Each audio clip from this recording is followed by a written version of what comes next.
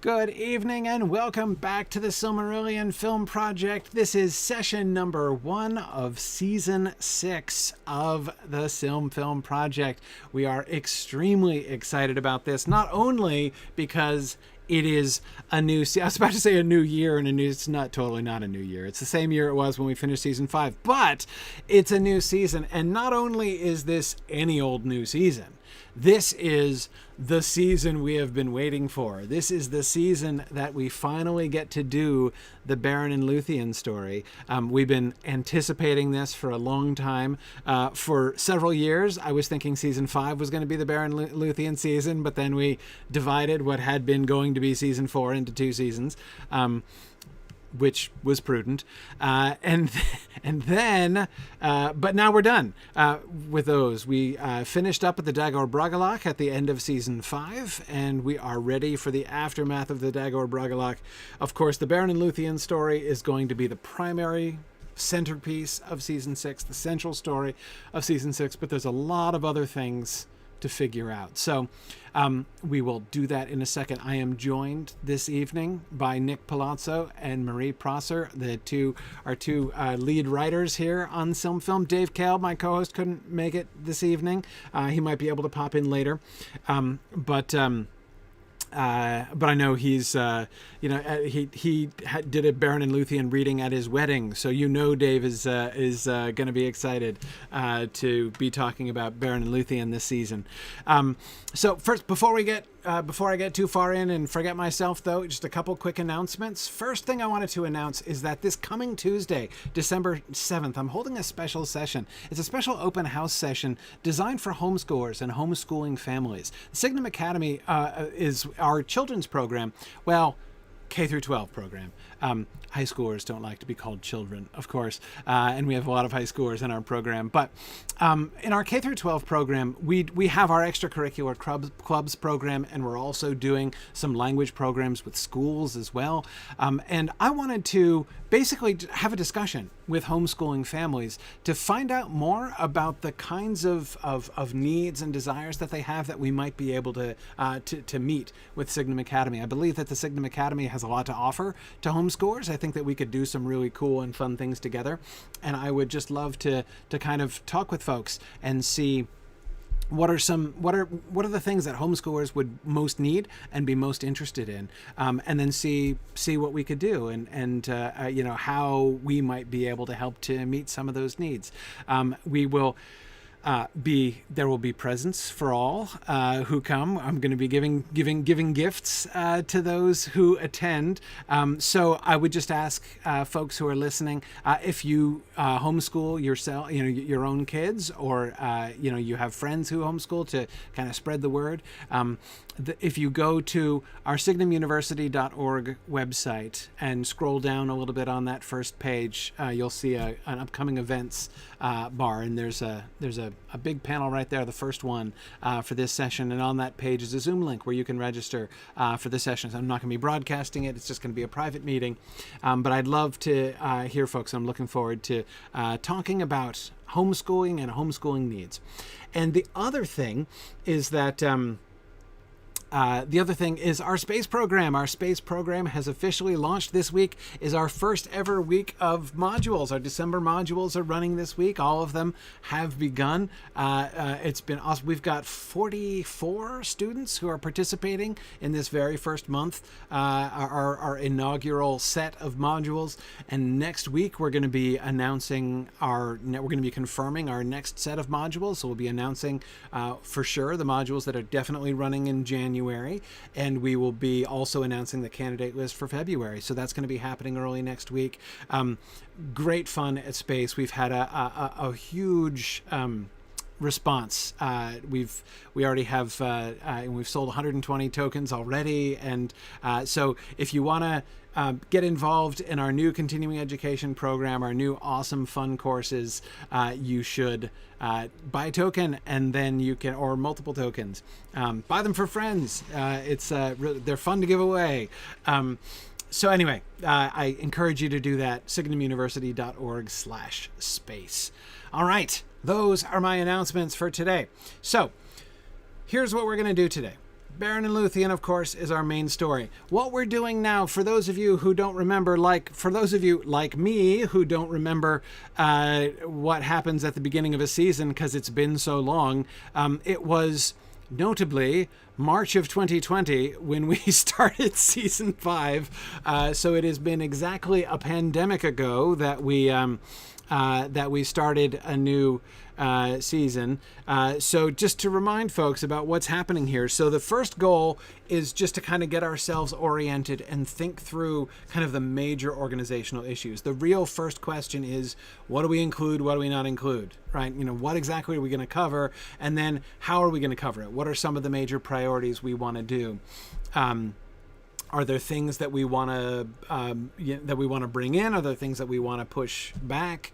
How are we going to want to organize this? And then, of course, we also need to be starting to think through some issues that are going to be challenging, like, just to kind of anticipate and think through some important questions that are going to arise so that we're not just kind of, get halfway through and then realize, oh, wait a second, we didn't think about that. So that's what we're going to be doing in this first few episodes before we get into working our way through the story in detail. So as you can see on the slide, of course, this season is completely different from anything that we've ever done. I mean, we have just gotten finished essentially with Of Beleriand and Its Realms, which we've been covering for like the last 2 years. And it's not that there isn't a lot in Of Beleriand and Its Realms, right? But there is not a lot of really close narrative, not a very great deal of character development. And there's a lot of stuff, a lot of characters we've had to invent, a lot of storylines that we've created in order to touch on Tolkien themes and in order to kind of connect the dots and kind of bring some of these things to life. Some of the things that in the narrative form of the Silmarillion are just kind of glanced over because, of course, the Silmarillion is written in this, historical chronicle kind of, much of it anyway, from that very kind of distant perspective. What I, in other broadcasts have sort of semi-jokingly called the plot summary genre that Tolkien kind of really got into. I don't know. Okay, I'll digress enough just to tell this story very briefly. But that's actually how the Silmarillion started. Like, the Silmarillion as we know it got started when Tolkien had written his alliterative Turambar poem, and he was giving it to a friend to read.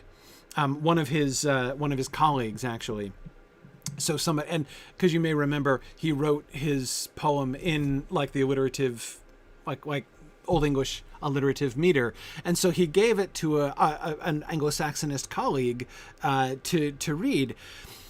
But he realized that it's kind of a little bit out of the blue, and there's a lot of, the mythology and background story that's kind of not explained in the Turin story. And so he started writing him a plot summary to summarize the mythology of his whole thing. And as has happened a number of times in Tolkien's career, he ended up getting completely carried away writing the plot summary. And the plot summary that he started writing for his friend to contextualize the Turin story literally became the Silmarillion. It became the first version, the Quentin Oldorinwa, as he called it, back in 1930. And then he went back and revised it. So this whole, he started to dig the plot summary genre. But anyway, it gives us issues because when we're trying to plan a TV show and to write dialogue and develop characters and have continuous action, there are some pretty big holes in most of the Silmarillion storylines from that point of view. Not so the Beren and Luthien story. And although we've all of us who have been working on this project have cherished the opportunity to have those moments. I mean, I know you guys who are involved in the scripts always enjoy this, but I know I, as a reader, always look forward to those moments when you're writing a script, and then all of a sudden, like, Tolkien's words pop out, right? And we get this, like, dialogue, which is straight from the text. and it's always so much fun. It's like all of a sudden, like the reverb comes on, and you feel that Tolkien's words resonating there. Well, that's going to be a more significant percentage of the stuff. Not that like all the script is written or anything like that. It's not like the Beren and Luthien stuff that he wrote is like screenplay ready by any stretch. There's a lot that still needs to be done, but we have a great deal to work with and a lot of details, and so our challenge is going to be rather different. Just quick kind of reflections from you guys. What are some of the things that you guys think about, when you're kind of anticipating the Beren and Luthien story, both as far as like advantages, disadvantages, things that you're kind of looking forward to, things that you think are going to be a bigger challenge, a different kind of challenge than before?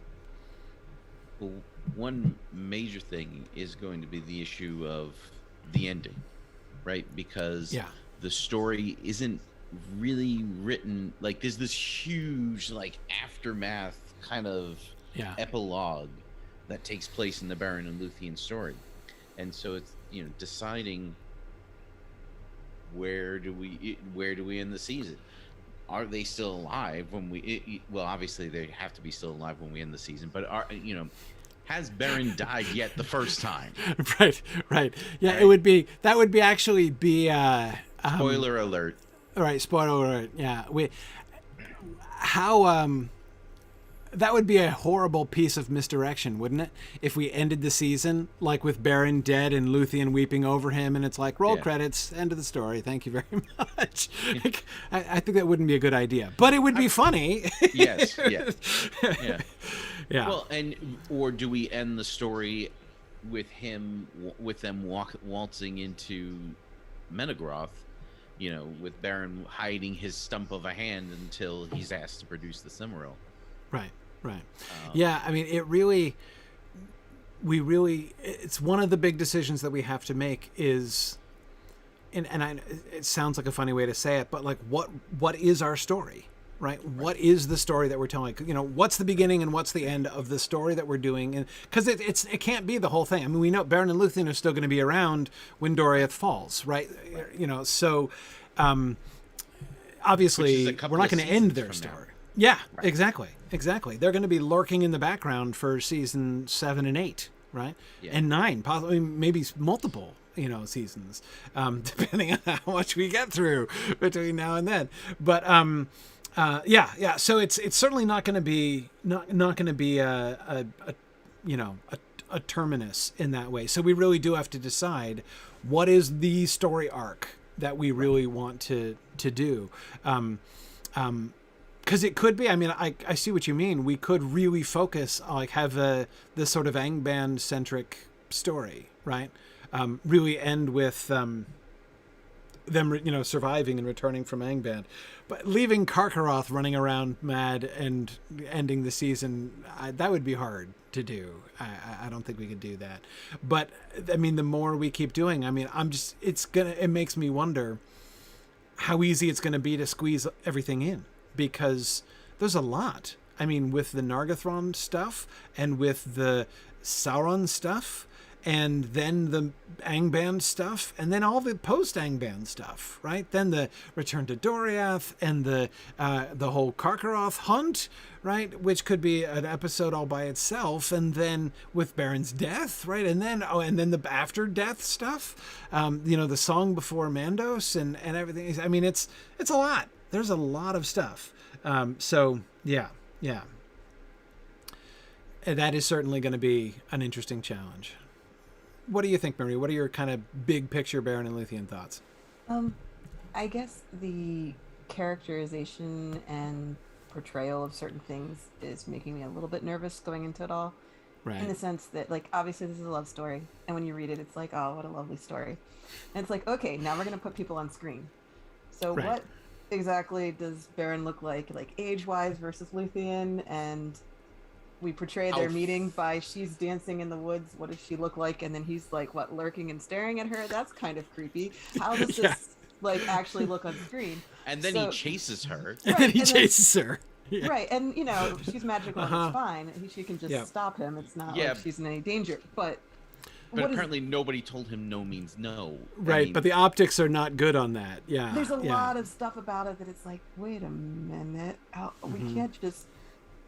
How are we going to make this look and still have it be like, oh, what a sweet love story? Right. Yeah. Like, to tell the story the way we want it to be told, but... Exactly. Actually putting it on the screen, it's like, oh, wait. Yeah, it's true. No, I mean, as I mentioned last season when we were doing Arathel and Eol, I think I mentioned the really provocative paper that Kate Niggle gave at a conference that I was watching and attending a couple years ago, and she was basically showing the parallels between the Arathel and Eol romance, right, and the Beren and Luthien romance, and sort of showing how Tolkien was kind of building. Seems to be building Arathel and Eol as this kind of like the dark side of, the kind of inverse of the Beren and Luthien story. But yeah, that could kind of work the other way if we're not careful, right? I mean, we already did the creepy one. We want a non-creepy one. And yet we do want to, there are elements of that. I mean, the meeting of Beren and Luthien is possibly the single... If the story of Beren and Luthien is the most important story in the entire Legendarium, which I think is perfectly clear, right? That is the heart of the whole Legendarium. The scene, which is the most important iconic scene in that central most important story, is the meeting scene, right? When Beren sees her and has the experience that he has, right? So it's not like, it's going to be hard to take too much license with that story, but I agree with you. There's going to be a lot of challenge there. And as you say, that's only one example. There are many other places where like the characterization, it does not always make things simpler to have lots of material to work with than when there's no material to work with, or very little. I certainly agree.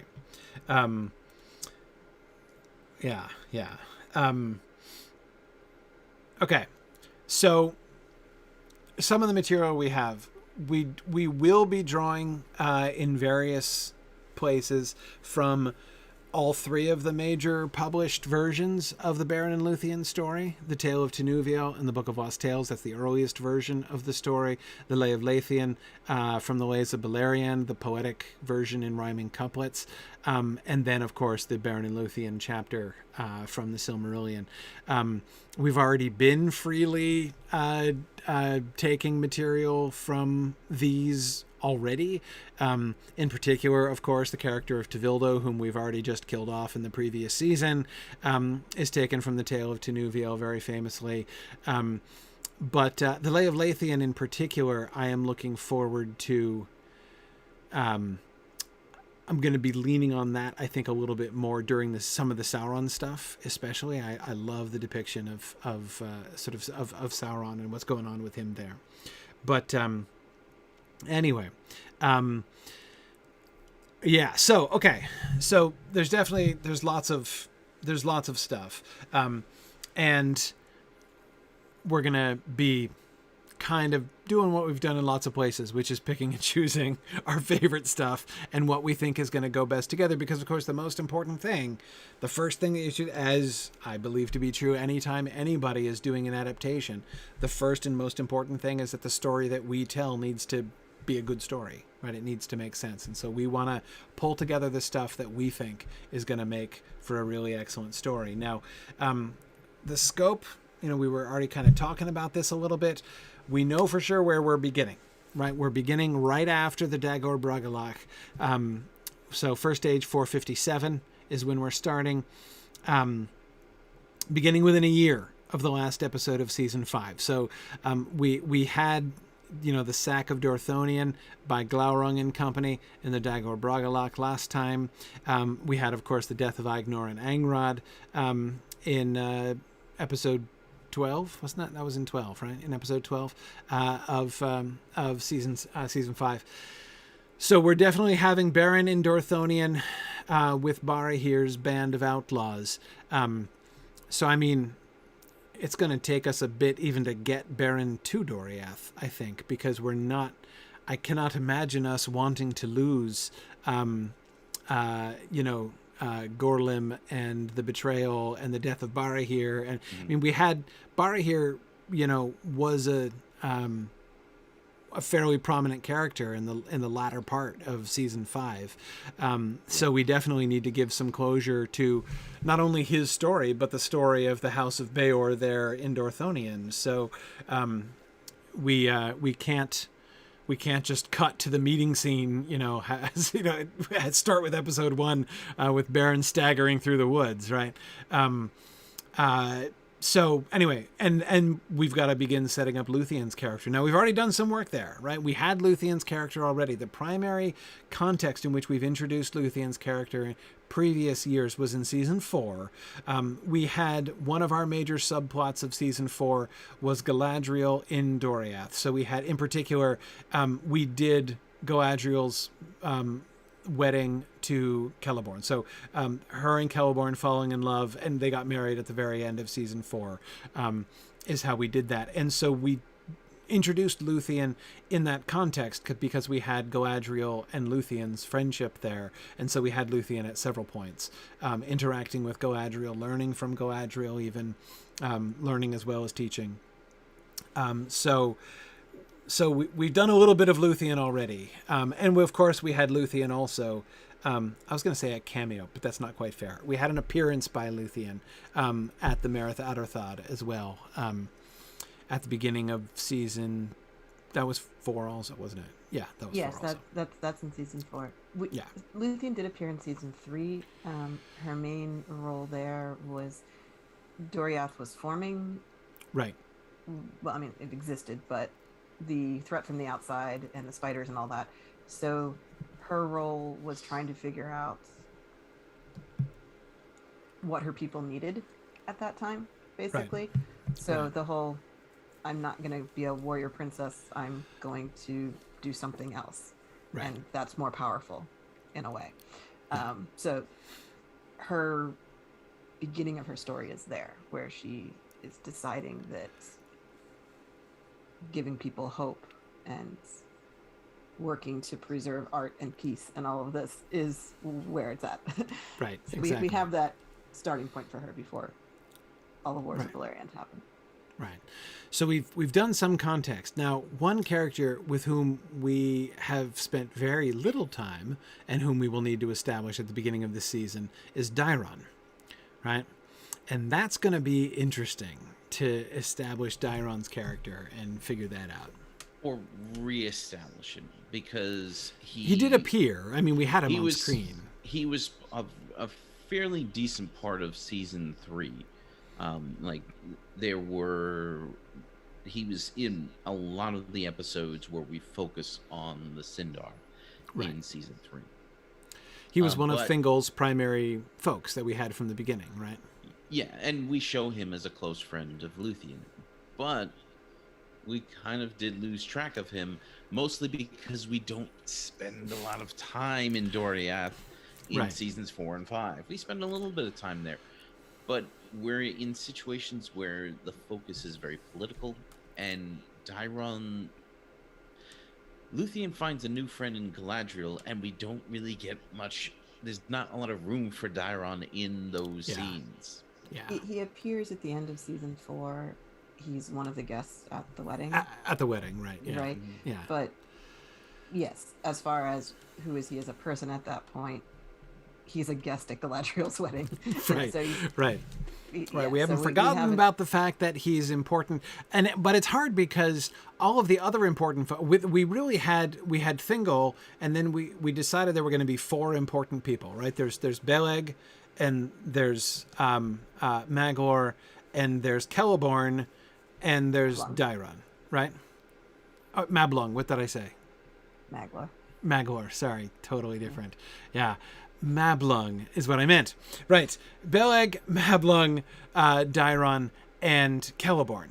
Right, and of course, obviously, we had a big focus on Celeborn in season 4 with his relationship with Galadriel, and Mablung has had a few moments because he's like the military commander. So whenever there's been a military thing going on, we've had an opportunity to bring Mablung in. Beleg, of course, has had even more opportunity, and in particular, we brought him in with Haleth and the Haladin, right, last season. So we've had some good excuses to give some major screen time, or at least some relatively significant screen time to everybody but Daeron, basically, since season 3. And partly, of course, that was because we knew this was coming. We knew he was going to get his time here, right? And this was really the moment when he was going to be sort of focused on. But it's but yeah, so we're it's not exactly a blank slate, but it's pretty sparse. It's a reintroduction, and it's gonna feel like we brought him out of mothballs just to can him, right? Right. Yeah, because he's only gonna. Though, let me just say, I would not be against doing a little more with Daeron than happens. Like, in the book, he just vanishes, right? Like, we come back and he's just gone and we never see him again.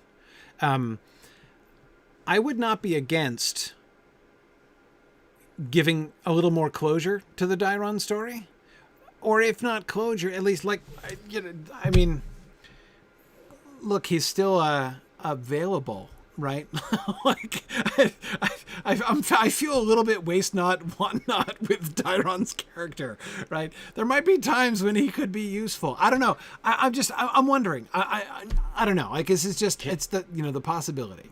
Can elves love again after they've been in love, or is he just, was he never actually in love with Luthien? Well, see, that would be one of the questions, and it's fine. He could live like a, go on to find fulfillment in other things, and he doesn't have to be a romantic lead in the rest of his story. But just like it's what happens to him. What happens to him has been one of the exactly. I've always wanted to know, like, where is Daeron? Like, did he just wander off and fall off a cliff somewhere? I mean, that would seem lame, but if not, what happened to him? So, yeah. I would kind of, it's not, again, not that closure might perhaps be too strong a word. We don't have to like off him.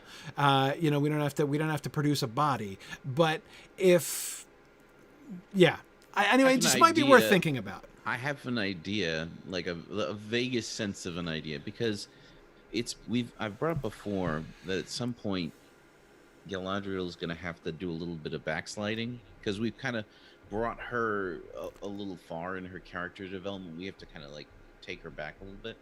Mm-hmm. And I can see that. Daeron being involved on some level, not as a romantic character, but just like being present as kind of a warning,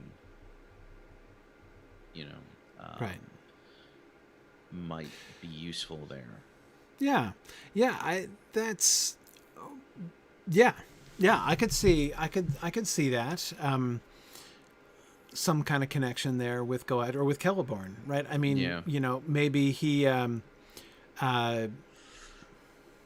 when he goes out to do what he does, which I guess is vaguely look for her in all the wrong places, apparently. And this is the other thing that I always found so unsatisfactory about the Daeron non-closure, is that it's like everybody knows where it's only a short period of time, and then it's well known where she's living, right? So it's like, seriously, he's just like wandering the earth looking for her, and he's the only one who doesn't know where she is. Like, anyway, it's, as I say, I've always found it a little bit, I've always wanted to know what happened to Daeron. So, I think maybe what we do is it's going to be determined, I think, by the initial trajectory of his story to kind of see where we want him to end up. There's a whole bunch of different directions I think that he could go. But anyway, so that's certainly going to be one interesting thing. And then the final episode, of course, so, if we try to do the story basically following the structure of the Silmarillion chapter, we would end in Osirian. Right. but again, that's going to be one of the things that we're going to have to decide is exactly where we want to end. Again, and one of the nice things, of course, this is not the end, right? We're going to have season 7 after this. So, is there some of the stuff that we would want to save? I don't know. I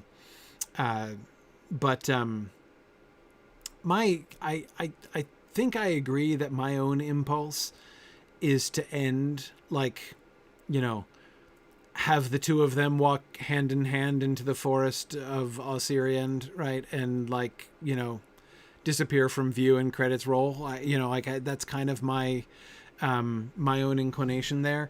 But we'll see. Yeah. Again, there's so much to be done, and I don't yet really see in full the thematic shape, like how we want that to hit. You know what I mean? At the end, it's that them retiring to Osirian could be done in so many different ways. Like that could be that could have so many different effects depending on how we build up to it and set it up.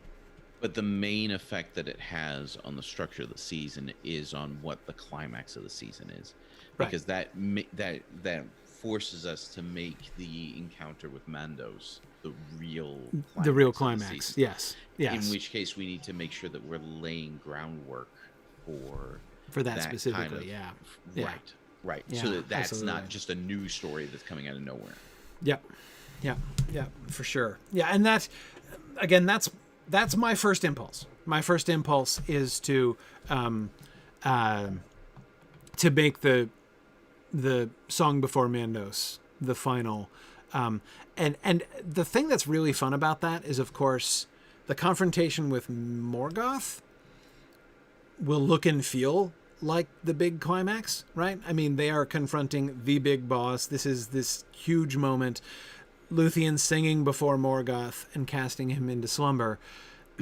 But it's really kind of awesome to sort of build off that and show that actually that's like the Song Before Morgoth is just a warm-up act compared to the Song Before Mandos, right? And to have this sort of parallel there, where the thing which looks like it's clearly the big confrontation turns out only just to be a setup for the real thing there at the end. So I kind of like that, but again, we'll see. We'll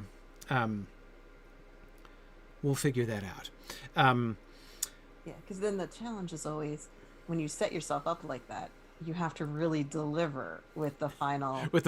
Yeah, you can't just be like, well, this one's more important, you guys. Right. Well, fortunately, one of the big advantages we have here is that Phil Menzies is going to be composing Luthien's Song Before Mandos. So I think we can mostly just lean on Phil for the production of Luthien's song, and then that'll pretty much carry the episode, and we won't have to worry about it. So it's a good thing that that our work is so easy compared to that. Sorry, we love you, Phil. I'm just giving you a hard time, except it's true. But anyway, but seriously, like I can only imagine as a composer. We joke about the Ainulindale being, the biggest challenge for any composer to, could you just compose the music of the Ainur, please? But honestly, Luthien's Song Before Mandos would be in my top 5. It's the Ainulindale is number 1, but yeah. There's definitely some opportunities for very significant songwriting happening. Definitely. Definitely. Obviously, the Song Before Mandos is important, but as you mentioned, she's singing and dancing for Morgoth, and there's the rap battle duel between Finrod and Sauron. Yeah. The songs of mastery there. There's opportunities for some music. We probably have the highest rap battle. The ultimate rap battle, yeah. We probably have the highest stakes, musical numbers in this season than we have had or ever will have. Frankly, this is big stuff. Again, yeah, always accepting the Ainulindale, which is in its own category. But yeah. Speaking of challenges this season, we also have the issue of not losing track of what's happening elsewhere. Yes, because the temptation I feel, is to just zoom in entirely on this story. But this story isn't happening in isolation. There are parts of the other story that are that are touching it. You know, the whole thing with Celegorm and Curfin, that is part of the outside story. Encountering Sauron at Tolsirian, you know, that which was once Tolsirian, is part of the larger story. We have to figure out how Thorin Gwethel dies. You know, like there's all these things that we need to find out about. Barahir and Barahir and his men being betrayed, like that's all part of the big story, and so you got to make sure that we don't lose track of what's going on, because there's a few loose ends that we've left. Yeah. No, absolutely. Yeah. No, go ahead. Celegorm and Curfin, Yeah. So they ended in defeat. What makes them go from that to thinking, hey, maybe we should try to take over Nargathrond? That sounds like a great idea. Like, what generates that? We have a dragon sitting in Keep Helivorn. Yeah. Not dealt with. Right. We have the Eastern Front. The whole Eastern Front is in shambles, still not dealt with. Right? There's all these other things that are going on that are gonna like, if we don't deal with them at all, it's gonna we're either gonna have to do this really quick tie together at the beginning of the following season, or we have to lay the groundwork in this one. Yeah, no, exactly. I mean, and that, I would say, is one of the things that's going to be both the one of the big challenges, because, as I said, we've got a whole lot of material. If this were just, you know, a one-season treatment of the story of Beren and Luthien, there would already be challenges in figuring out what we're going to include and how we're going to handle that. But it isn't that. This is being done in the context of the work that we've already done, and we're not going to leave that behind. We do have the Silmarillion chapter, you know, of Beren and Luthien. It very much zooms in, like you're only very peripherally aware of what's going on in the rest of the world, right? I mean, in fact, the first paragraph of the next chapter, you know, of the Nirnaeth Arnodiad chapter, is like, well, meanwhile, like in the rest of the world, here's what people thought, you know, and we can't just drop our. I mean, we just killed off Fingolfin at the end of the last episode of season 13. Well, hey, Fingon is High King now, right? How's that going? You know, what are his thoughts? We don't get anybody, and, you know, we got reactions to the death of Fingolfin in the moment, right? We kind of worked that in, especially, of course, Turgon receiving his body at the very end of the episode. So we got a little bit of reaction in that sense, but yeah, we do have a bigger story, and we do need to make sure that we are contextualizing this. But this is the challenge as well. Both, we can't afford to get lost into other you know, to have the other storylines get lost. But at the same time, we can't lose the thread of the Beren and Luthien story in like all the other political stuff that's happening, right? And we need to make sure that we're holding to our theme, right? We need to kind of make sure that the Beren and Luthien story is establishing something that really resonates with the other stories, and they're not just like, oh, and P.S., here's what Maedhros was up to at the time, right? It needs to mesh with the Beren and Luthien story in important ways, and that, I think, is going to be the really interesting thing. Yeah. Where Luthien begins this season in Doriath wasn't part of the Dagor Bragollach, so they were on the outside sitting it out. But that doesn't mean Doriath has zero opinions on what just happened. Right. So we can kind of see the events that have just played out from the perspective of the people of Doriath while we're spending time with Luthien. Like, they're not going to sit around and be like, so, have you heard the High King has an Noldor. Come on, it's perfect, right? We get some nice exposition in there, right? Yeah, Sire, I have news. It is a recap of season 5, right? Yes. Like, we don't need to do that. But they have to have thoughts about this and opinions and concerns for the future and all. Like, so whatever it is they're discussing could be touching on some of what we left behind in the last season, and then draw into what we're going to go with the rest of the season. Yes. Okay. So, okay. Yeah, let's talk about the other storylines, because that's where we've just been talking about some stuff. So, there's so many things. The biggest thing, in my opinion, is the Sauron story. Yeah. This is huge, right? This is one of the turning points of Sauron's career. And as we've said many times, Sauron is the clandestine main character of this entire show, right? He is the one character who is going to tie season 1 to season 25 or whatever it is that we get up to in the end. It is the rise and eventual fall of Sauron is kind of the arc of this entire show. We focused in on Sauron a great deal way back in season 1, which old timers will remember, when we saw his, the seduction of Myron by Melkor and his defection to Melkor's side in the first place. And we have shown him as a sort of almost quasi outsider now in Melkor's court, with Gothmog kind of running things with a heavy hand, though to Sauron's disdain. We have some major things by Sauron. We're going to have the taking of Minas Tirith and the, making it into Tol in Gaurhoth. We're going to have, of course, his taking of Finrod and the Finrod battle.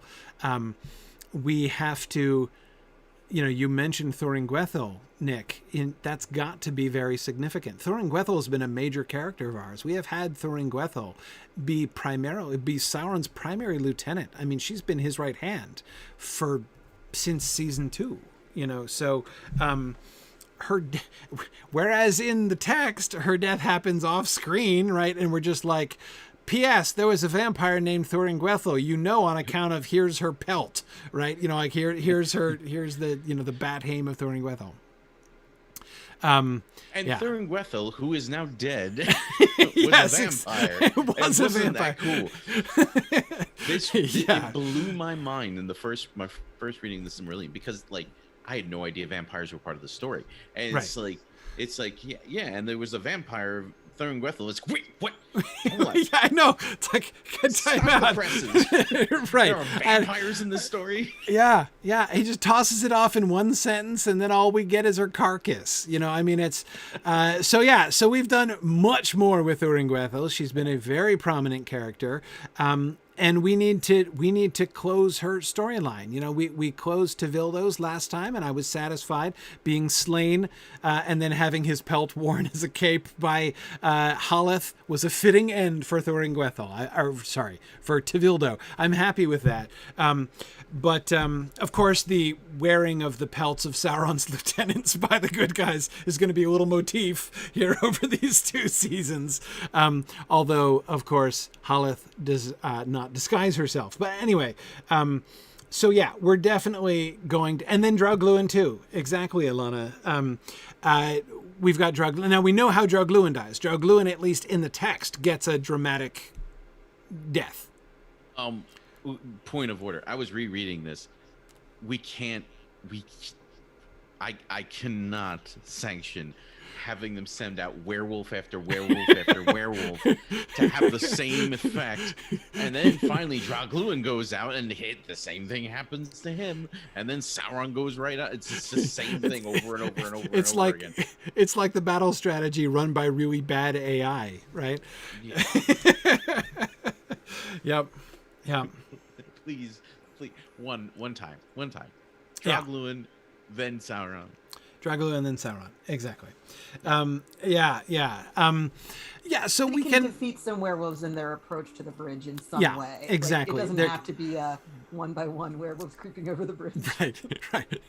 Yeah. What keeps happening to all those werewolves? Have Dragulu go out with like 3 werewolves and Huan takes them all on, as Optimus Prime says. Right. We can do something like that.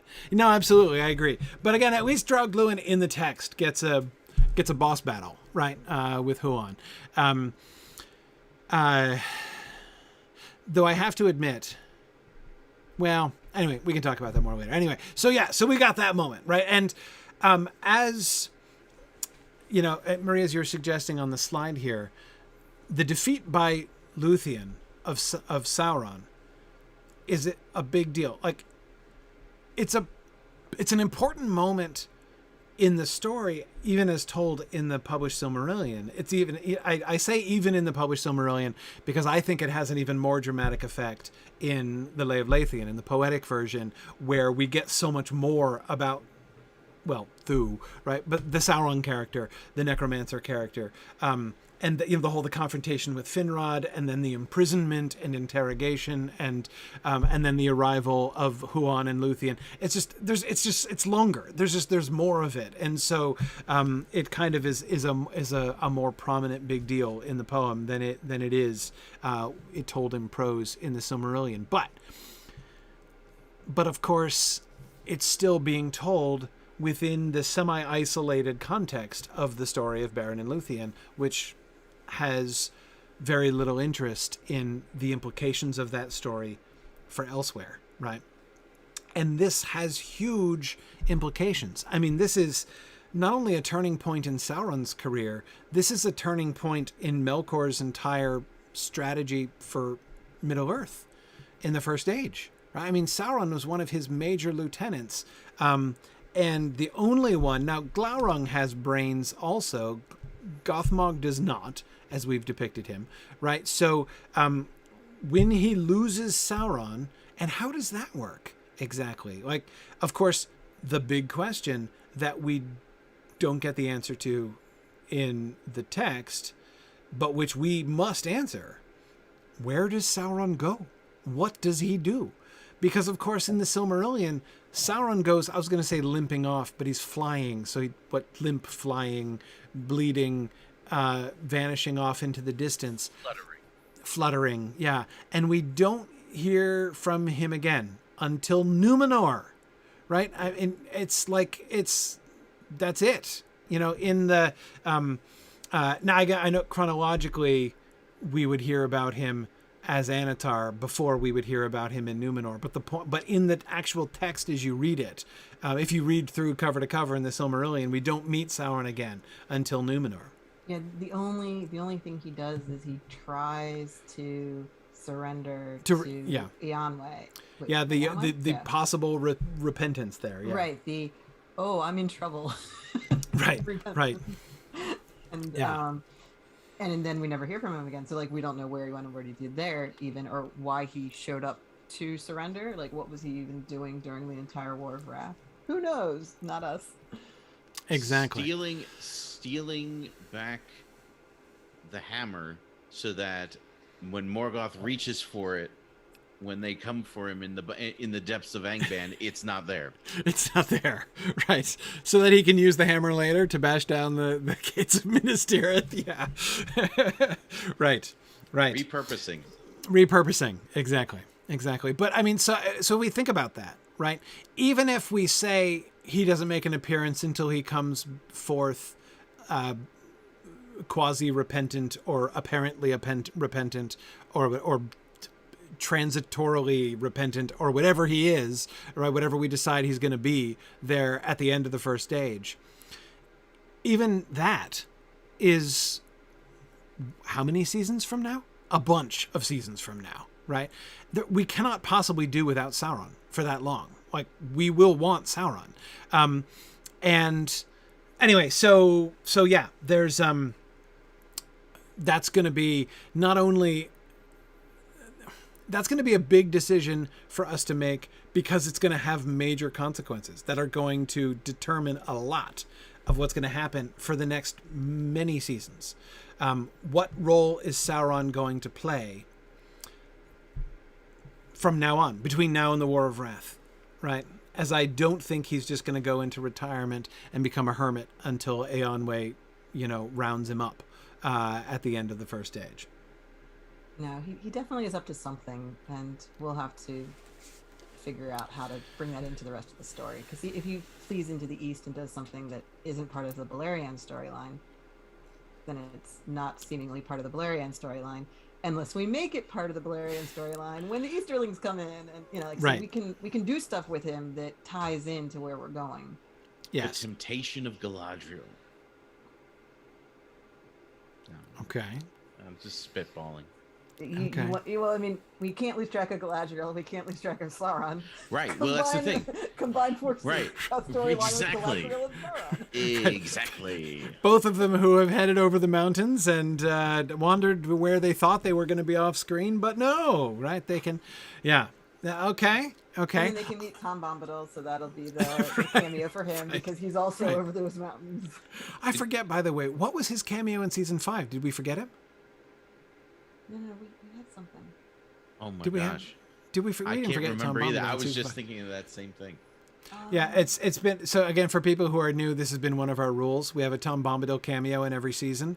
We had him at the Eclipse of the Sun in season 4. Looking up at the sun. I forget now, but I do remember we talked about putting him in somewhere in season 5. I just don't recall where we put him. We can always retcon him back in if we forgot. But anyway. It might have been when they were crossing the mountains in the very beginning in episode 1. He's House of Bayar? He's not in the song. He's not in the song. So, as they're marching by, they don't wave to Tom Bombadil as he's going by. I'm doing a search of the forums. Unfortunately, Bombadil comes up quite a lot in other conversations. So. Right, hard to find. Well, we'll figure that out. We'll come back to that. Sorry. Anyway, I can't recall off the top of my it's okay. So but anyway, like I say, the Sauron story, and I agree with you, Marie. We need not only to deal with Sauron's defeat and what comes afterwards. We have to figure out what exactly is defeated, and this is one of the major ways. In my opinion, Sauron is our bridge, or at least one potential strong bridge between the Beren and Luthien story and the rest of Beleriand, right? The rest of those stories of what's going on elsewhere. Because Sauron he has an initiative, right? He has a plan. He's moving forward with a new scheme, of which the taking of Tol Sirion is kind of the linchpin, right? Or at least the first stage. But that's not his only plan. He's got additional plans. He and Thorin Gwethel have additional plans. And so we are going to the overthrow of Sauron and destruction of Tol Sirion is going to have a huge impact on what's going on elsewhere. And again, so it's one of the ways that we can show the links, right? The kind of connections between what's happening in the Beren and Luthien story and what's happening elsewhere. Of course, because there are several major points in the Beren and Luthien story that are going to have repercussions, right? Like across the continent. One is the Nargathrond thing and, Finrod's abdication, obviously. The other is the overthrow of Sauron. The other is what happens with Morgoth. That's got to change things too. One way and another. It can make things harder in some ways. It can make things easier in some ways, but it's going to be pretty significant. So great. Oh, here we go. Octoburn86 says Bombadil was in episode 7 of season 5, watching Bereg go back east. Okay. So after the council. Yes. I knew it was one crossing at Estelad. I couldn't remember which one. Okay, it was that one. Perfect. Yes, we did include him. Yep. Yes. Okay. Yes. Okay. Good. All right. I thought I had a vague memory, but I couldn't remember it for sure. Anyway, point is, and then Karkaroth, right? Karkaroth also is going to. I mean, we're told that, you know, the descent of Karkaroth upon Beleriand is one of the greatest disasters that ever befalls Beleriand, right? Okay, we've got some work to do there. In a world with a Glaurung. Exactly. Right? Glaurung and the Dagor Bragollach have just happened, but Karkaroth is, well, different in any case. And by the way, speaking of Karkaroth, in our story, why is he? Because in the book, it seems like Morgoth either has a little bit of time between the time that Beren and Luthien defeat Sauron and arrive at Angband to hand feed Karkaroth to the point where he becomes this monstrous thing. Right. Well, he's heard, or it happens very fast. Now everybody knows the story about Huan, right? Everybody knows that the prophecy about Huan. So he, that is Morgoth, has had time to raise himself a huge wolf guardian, right? He doesn't have to be generated between those two times, but nevertheless, it does mean that Morgoth has to take Huan awfully seriously, right? I mean, it seems an almost disproportionate, you know, for Morgoth to be like, okay, one of the Feanorian lords has a dog, and that dog is a very scary dog. So I'm going to undergo an entire breeding program designed to thwart the lead dog of one of Feanor's sons. Like, that's like taking a lot of Morgoth's headspace right there. Until the defeat of Draugluin and Sauron, it doesn't seem to make sense, does it? Like, if he begins, as in the book it seems to indicate, if he begins the creation of Karkaroth or the amplification of Karkaroth, at that point, okay, he just knocked down one of your best dudes, right? Okay, I buy that. But before that, why, as you say? So, personally, I think I would want to play the Karkaroth thing as not exactly a coincidence, but again, I have a hard time imagining outside of the frame of the Beren and Luthien story. And Karkaroth is, of course, a holdover from the original tale of Tenuvio, in which Huan was a bigger deal. You know, by placing Huan, Huan was like the archetype of dog in the original tale of Tenuvio, right? He was like the dog of all dogs, like the ancestor of every dog that ever lived, and therefore opposed by the ancestor of every cat who ever lived, who was Tevildo. So you get and the whole thing came down to a myth of explanation. Like, this is why dogs and cats still don't get along to this day, because of Huan and Tevildo, right? That was kind of the sort of tagline of that whole story thread. But Huan was like a deeply mythic character in the first version of the story. When Huan gets integrated into the overall storyline more, right? It gets connected to Celegorm. An explanation is given as to how he was brought over from Valinor. But howsoever awesome Huan might seem, he just does not any longer in the published Silmarillion, he does not any longer have the mythic stature that he had in the tale of Tenuvio back at the beginning. He's no longer the original dog, right? The forefather of all dogs. And he's just a really cool, awesome hound that Celegorm brought from Valinor. And now, again, he's still awesome. He's still one of everybody's favorite. and he can speak several times. Yes, exactly. No, I mean, he's awesome. He's still very cool. Three times. But again, he doesn't have the same mythic stature. So in that new context, in the Huan is Celegorm's awesome dog context, it's really hard for me to imagine Morgoth calling together a board meeting, to be like, okay, guys, let's brainstorm. How do we overcome Celegorm's dog? Right? Like, seriously, one of the Feanorians has a pet that's a little scary. Okay, talk to me. Let's figure out we need a whole R&D wing working on this, how to a countermeasure for Celegorm's dog. It's just that it is impossible for me to imagine. Again, I'm not saying we don't do, Karkaroth. I'm not saying we've already done the prophecy, and that's great.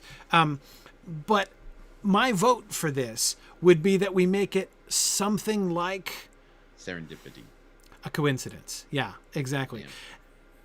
It's not like, oh, oops, I accidentally created the world's greatest wolf. Like, that's not the point.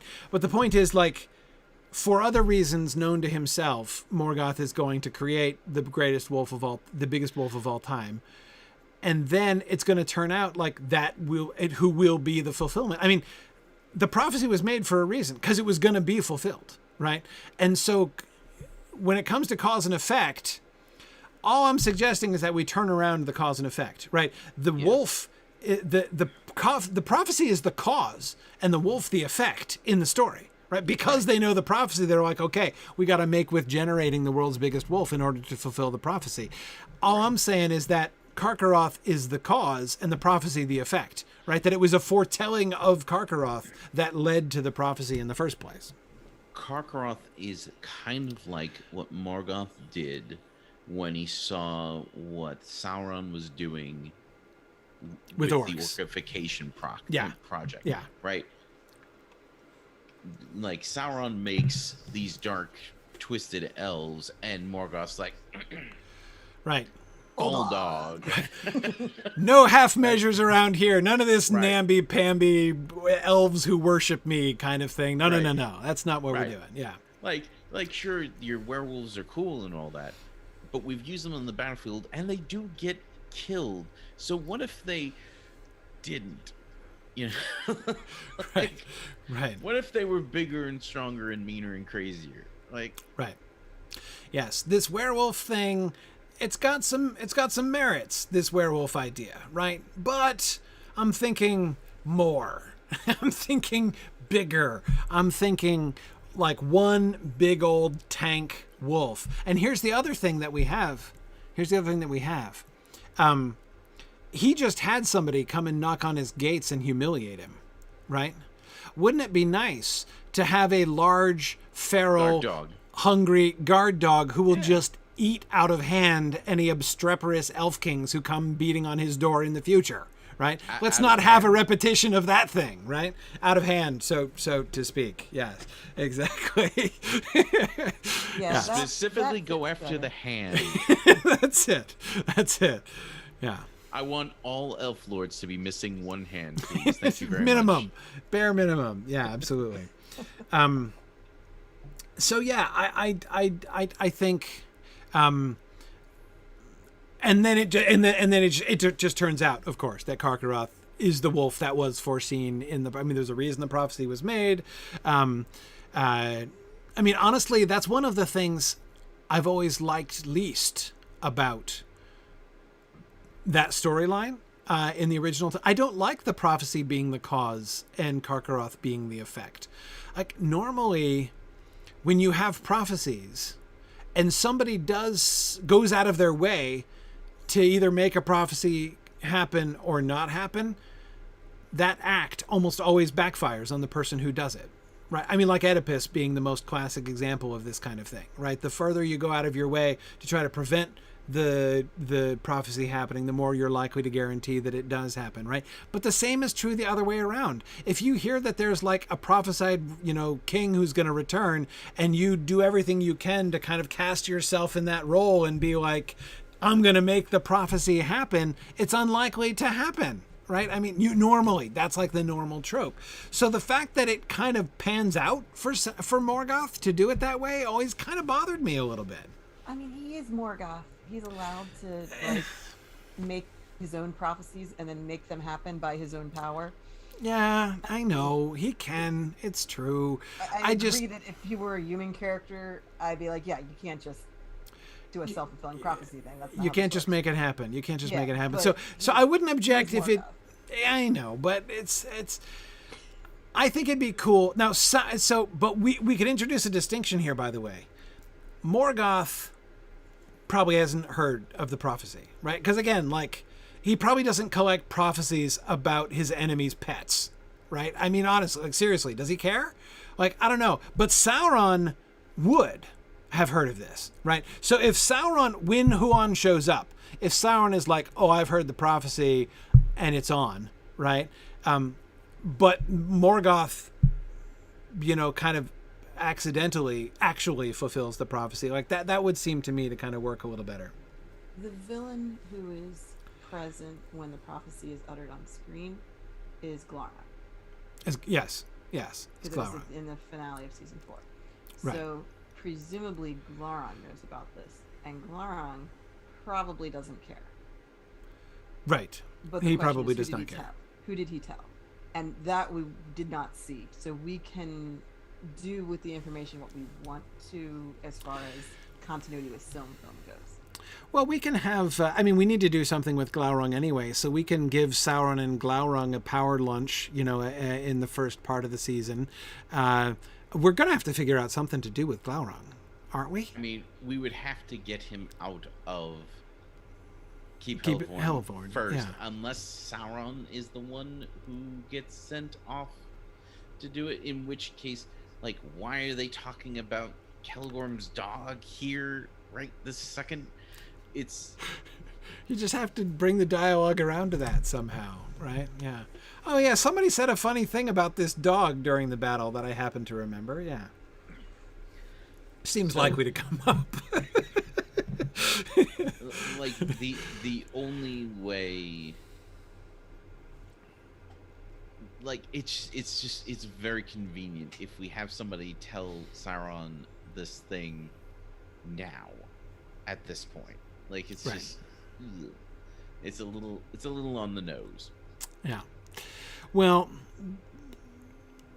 anyway, these are among the dealing with Huan and Huan's prophecy is going to be a whole thing in this season. I mean, we've been faithfully building up Huan, but I mean, he's not like he's been a major character, but we've had him around and he's been a recurring character, and we have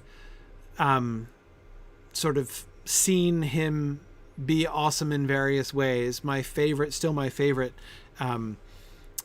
build up with Huan was Huan's role in the Kinslaying was still my favorite Huan moment that we've had so far.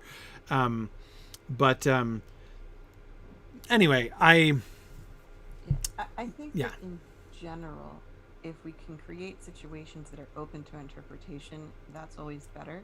Yeah. Because then, as long as we know that what we think is happening in the background, as long as we have that all worked out, like, we're good. But we can present the story and let it just speak for itself. Yeah. So if you want a which is the cause, which is the effect question to be more or less unanswered, like Morgoth has his reasons for creating a giant wolf, and we present that. Yeah. There is this prophecy the audience knows about. Which of the villains know about this, and what are they doing about it? We don't necessarily ever have to say. Yeah. The audience knows about the prophecy, so right. The information's already out there, and as long as it all fits together, like, we don't have to specifically create a situation where someone says, so about this prophecy. Well, I just thought of one thing. We had a near conflict between Draugluin and Huan, right? Right. It would make all kinds of sense if Draugluin is the one who's like obsessed with Huan, right? And would bring him up to Sauron, right? Yeah. Especially before he goes out to meet with, because who else could be the greatest wolf that ever lived or ever would live. Everyone's going to assume it's other than Draugluin. Draugluin. Yeah. And he would assume that it is also himself. Yeah, certainly. And he would bemoan having missed his opportunity during the battle. Yes. During the Dagor Bragollach. Yeah, Huan is like the one that got away for Draugluin at this point, and so he was going to be kind of obsessed about him, but also like in his heart of hearts, a little bit afraid of Huan too. Like he is a real genuine rival. So that, I mean, that kind of thing makes all kinds of sense. And indeed, wouldn't it be fun? Wouldn't it be fun to, now obviously this isn't going to work on anybody who actually knows the story, but for like viewers who had never read the Silmarillion before, to actually think when Draugluin is killed that Huan has like escaped the prophecy. Like, look, we all know that that's the greatest wolf that's ever been. He's the father of werewolves, right? And Huan just killed him. So much for that prophecy thing, right? And then like Karkaroth steps out later, and it's, anyway, I think that could be cool. Well, we probably should start introducing Karkaroth a little earlier if we can, so that, because otherwise he's just like, otherwise we have to do what the Silmarillion. So the Silmarillion does this thing where they get to Angband and then they go in flashback and tell you about Karkaroth. Yeah, yes. And like, we could do that. It's not my favorite. No, what I'm thinking is that we can hear some discussion with, or whether it's discussion or not, but we can hear like that Morgoth. We can hear references to that there's a new guardian, right? That he is there is a new guardian that he has bred to guard the gate. We don't have to see him, or even know what it is, right? We could even hear his name, right? I mean, but we don't have to like. But it could. We could wait until Beren and Luthien approach the gate to see the ginormous wolf actually come out, right? And then that's when everyone's like, oh, okay, right now, though, that's the prophecy now. That's what I'm saying. We don't have to actually see him. We can just hear that a guardian is being made. I mean, it's a little bit kind of like what we did with Glaurung when we were teasing him for half a season, or three-quarters of a season. But we didn't tease him at all. He just came out of nowhere. He was not in any way teased. However, we talked about teasing him anyway. Yes, we did. We did. That was rejected. Okay. And not by me. So, I'm not bitter about it at all. It's good to hear you let that go, Nick. I'm glad. Yes. But what I was thinking, so one of the reasons why we ultimately decided not to go down the road of hinting at Glaurung is because we kind of wanted to avoid cutesy Glaurung, right? Oh, like juvenile Glaurung, like isn't he adorable? Right. Okay. But not monstrous, not quite yet fully monstrous Karkaroth probably isn't that bad a thing to show.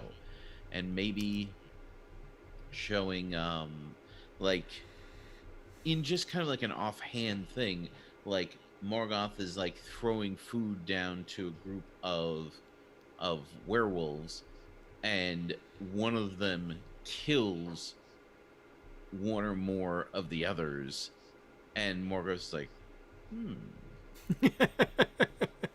and and feeds him more. That might be at least enough setup.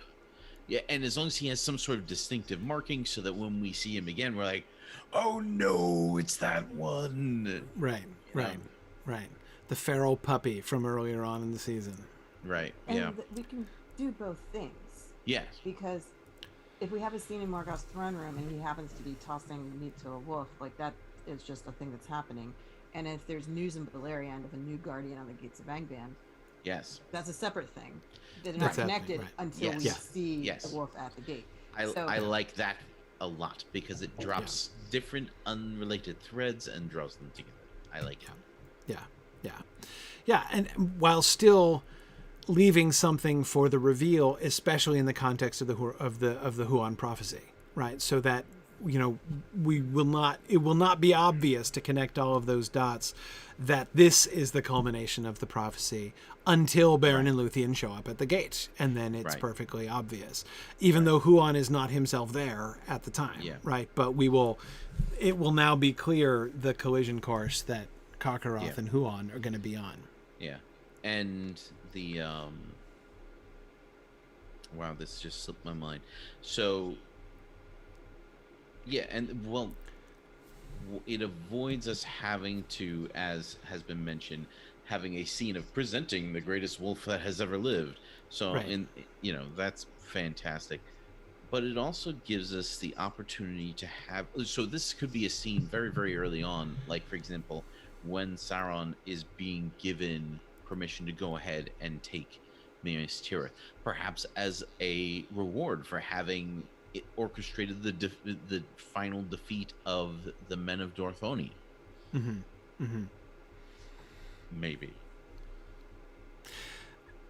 Yes. That's, of course, another Sauron moment that's going to be interesting, which is the invasion of Dorthonion designed to capture Beren alone, right? When Sauron brings like an army to Dorthonion, like an army of what and exactly how is that going to work is going to be, I think, an interesting thing.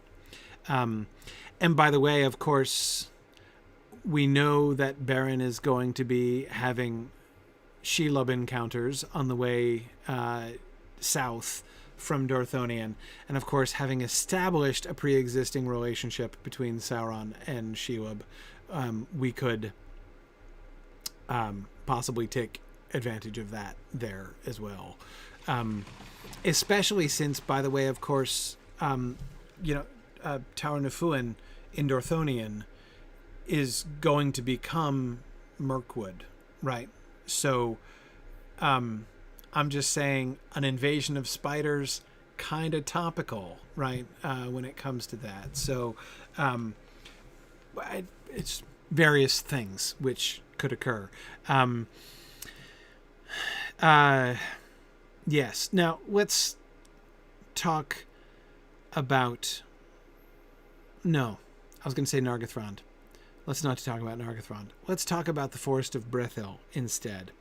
One of the big questions is that chronologically during this time is when juvenile Hurin and Huor are going to get swept off to Gondolin to hang out with Turgon for a while and then get returned.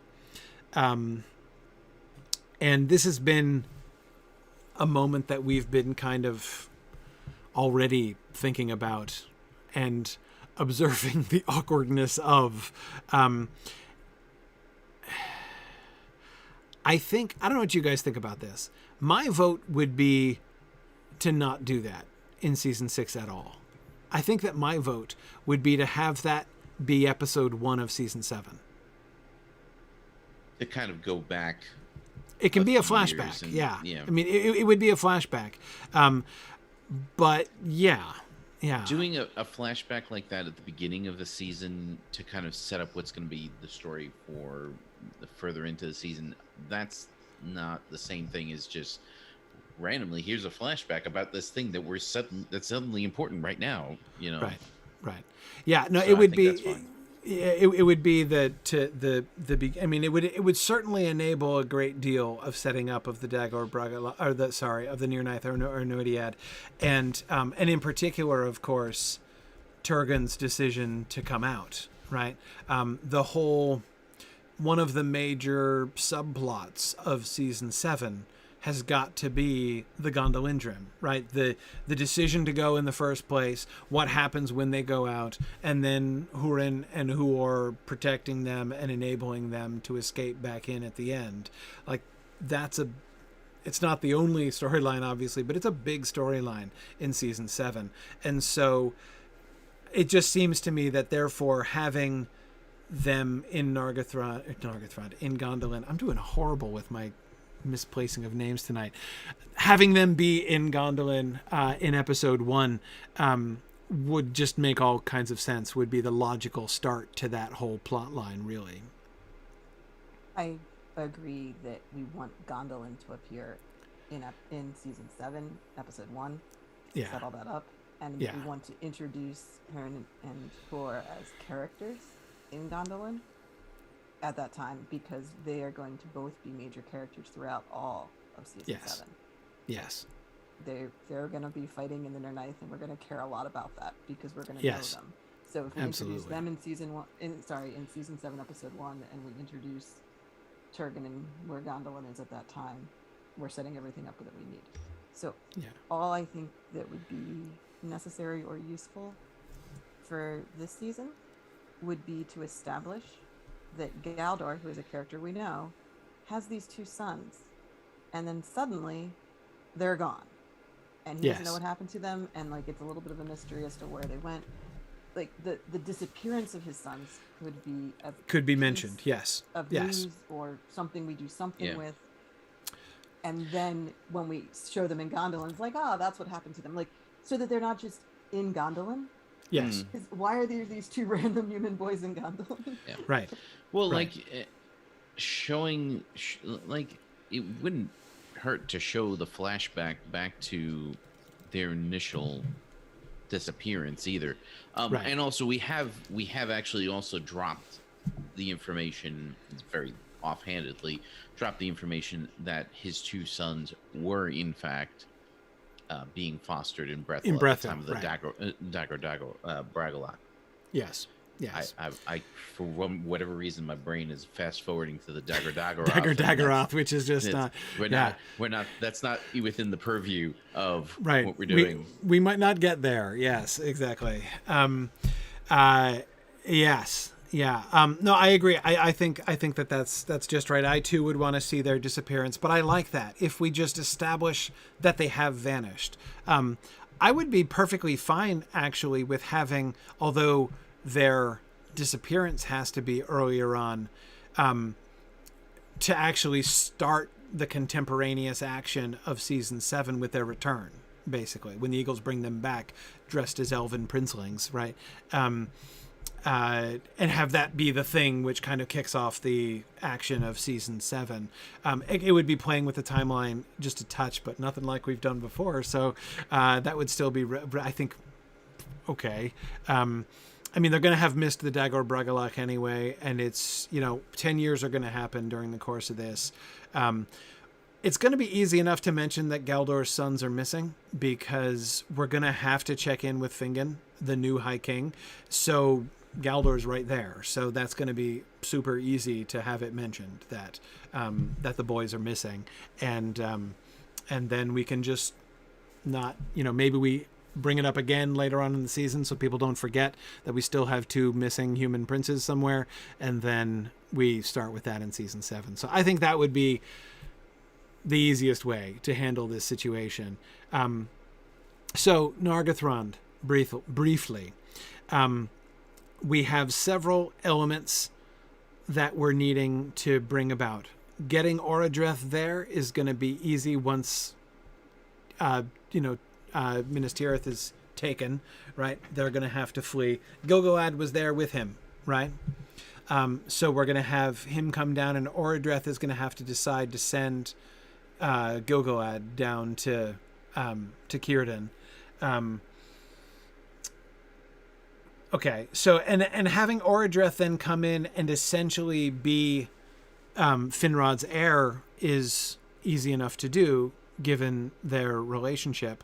And for new folks, we have chosen Orodreth genealogy B, not Orodreth genealogy A, not the published Silmarillion genealogy, which has Orodreth as the younger brother of Finrod, but rather as his nephew instead. So anyway, having him there as his heir. I mean, Fingolfin is dead, and Fingon is now High King. The succession need is real, right? So that Finrod would want to establish that Orodreth is his heir.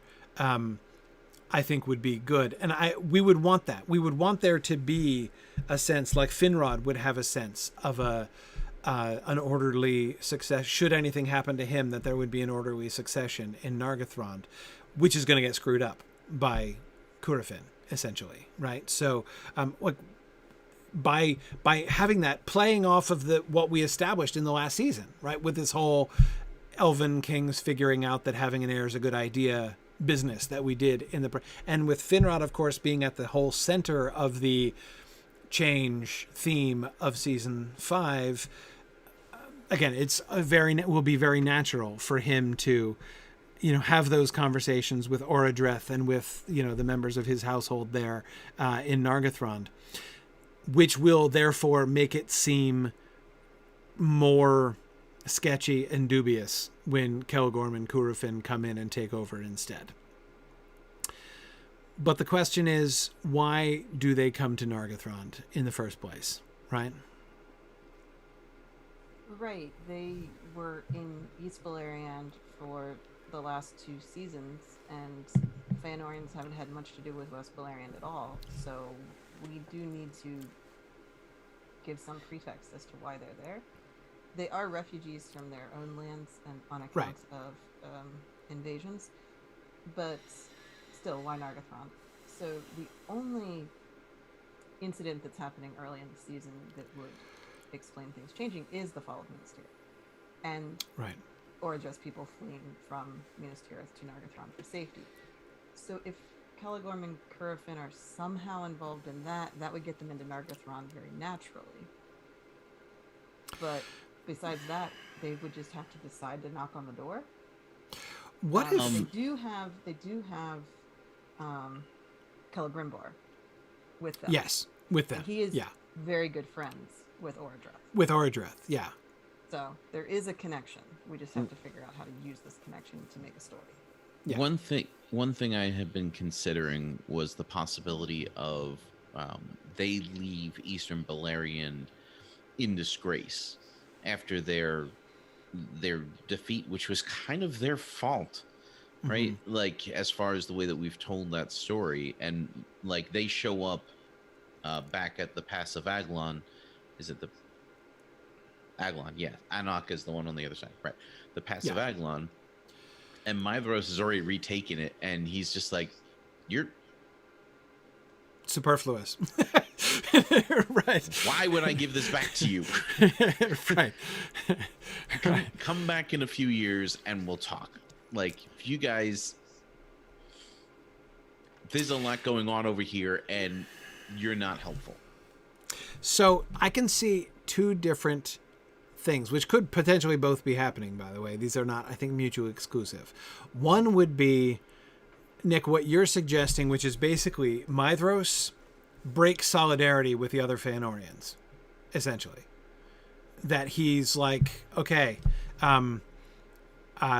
you're fired, essentially, which is what he'd be saying to them, right? If he didn't take them back, if they don't return to him to help him reinforce and rebuild the defenses in Eastern Beleriand, there's only 2 reasons why they would not do that, right? One is that they decided they didn't want to be over there. And the other is that Maedhros said, I don't want you over here. I don't need you. I don't want you. No, thank you. Now, there has been friction between Curufin and Maedhros already. Like, we could do some kind of break. It doesn't have to be a permanent break, right? But we could do some kind of rupture between Celgorm and Curufin and Maedhros that leads them to head east. Whether it's them who storm out or Maedhros who kicks them out, that's one possibility. But here's the other possibility. The other possibility is that it's strategic. When Talsirian falls, they know how vulnerable Western Beleriand is. And they could well be thinking, they meaning all of the Feanorians, could well. Now, we've already established that the Feanorians have a low opinion of the military strength and defensive capabilities of the rest of the Noldor, right? They believe them to be the weak link, and the Dagor Bragollach and now the fall of Talsirian have doubly proven that they're right about that, right? Maedhros held, Nobody else held. They could try to rebuild Eastern Beleriand, but what on earth good is that going to do if everybody can just sweep around from the other side, right? If Western Beleriand is wide open, right? So it would seem to fit the character, especially of Celegorm, of both of them in different ways, right? To say, okay, we have to take matters into our own hands here, right? Obviously, you know, those ninnies, our cousins over there, are perfectly incapable of. If we're going to recover any kind of defense of Beleriand, we have to do this ourselves, right? So Maedhros, you stay here and shore up Eastern Beleriand, right? Like you did before. We'll go over there and we'll take things under control, right? And we will go to the next strongest place. We'll start from the next strongest place that still exists over there, which is Nargathrond, right? Because I mean, of course, yeah, there's Ithel, you know, there's there's the mountains, there's Fingon, right, and his strongholds. But you know, like whatever, they're fine. And anyway, they're also irrelevant now that Tol Sirion is taken, right? With the pass open, who cares? Morgoth can ignore, you know, Hithlum for the rest of time, right? Who cares? So what we need to do is we need to get back to plugging that up again. And the strategic thing to do would be to come in and take over the one, you know, we can't do anything about Doriath, right? So we're just going to ignore Doriath as the obstacle in the middle of the map here, both to us and to Morgoth, right? But we're going to go on the other side of Doriath and we're going to shore up, we're going to join ourselves to the strongest place. And we're going to, you know, put things in order in Nargathrond. You know, Celegorm, who thinks a lot of himself as a military leader, right? Curufin, who is the real, like, political strategist, right? And the truly devious and most arrogant one of all, though willing to let Celegorm be, like, the figurehead, right? He's much more of a, you know, string puller than he is the, you know, I'm going to establish myself as king. So they go to Nargathrond, like on purpose, to not like conquer it, right?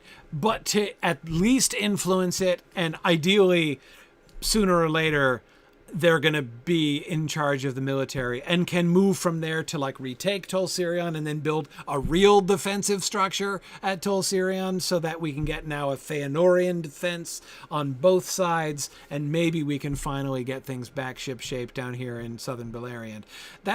So that would be a strategic reason for them to go to Nargathrond. As I said, that reason doesn't have to be exclusive to the other one. There can be a rift between them and Maedhros.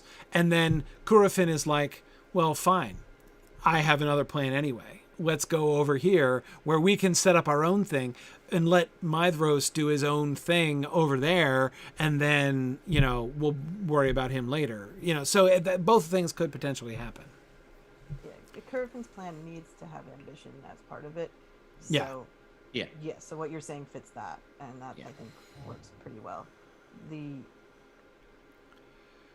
idea that Maedhros has been in charge of the Feanorians all this time, Curufin has gone along with that, so I don't think we're quite ready for we're going to do things my way rebellion on Curufin's part. No, but the major problem, though, was Maedhros' abdication, right? Exactly. They, the Feanorians, should be High King. Maedhros didn't want to be High King. Well, okay. But now, so this would be like a... Fingolfin's dead now, too. So, and anyway, and Maedhros is still not making him say... Fingolfin's dead and Maedhros is still not High King, right? That is it. That is it. We got to do this ourselves, obviously. And by Maedhros' own criteria that he said, like when he said, Fingolfin, you should be king because of X... Maedhros is X now. He is. He's the eldest. He is the most wise. You know, he is the most experienced. Like, yeah, he totally should be High King. But Maedhros, who's best friends with Fingon, is definitely not going to challenge Fingon to anything, and Curufin knows this. Exactly, which is why it could come to a rift, but it might not even have to. right? He and Celegorm could have a private talk where Celegorm is saying all of these, maybe Caranthir is there too, right? Saying all these, or maybe Caranthir is still, I don't know where Caranthir is, down with Amros still, in the, anarcho-syndicalist commune down in southern Beleriand. I don't know where he is. But anyway, no, sorry, that's with the Green Elves. They have the anarcho-syndicalist commune. Anyway, it's just the hippie outpost of Amros is what I was thinking of. But anyway, point is, Celegorm and Curufin at the very least, right, have this conversation where Celegorm is saying all these, spicy things about Fingolfin's dead, Maedhros should totally be High King, and if not Maedhros, one of us, because we don't. And then Curufin's like, oh, come on, Fingon, Maedhros, that is not going to happen, right? Maedhros, if this were to come up, Maedhros is just going to abdicate again like a loser, right, to his friend Fingon. So no way. We have to go about this our way, right? We have to do it. And I'm Curufin, so I have a devious plan, right? So yeah, I think that works all kinds, and reminding everybody about the abdication and the fact that that's still going to be a sore point among the Feanorians, right?